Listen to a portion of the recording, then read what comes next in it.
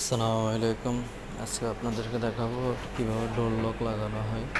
তো প্রথম লাগানো হচ্ছে পিন, এখানে পাঞ্চ করলে ডোরটা খুলবে।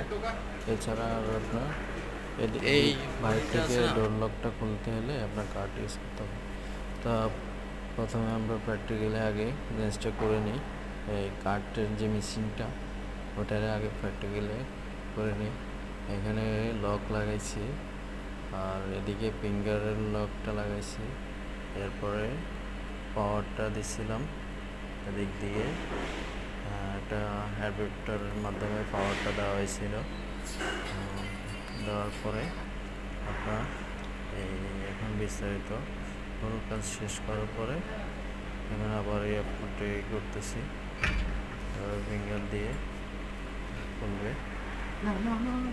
বাইরে থেকে আপনার কার্ড ইউজ করতে হবে।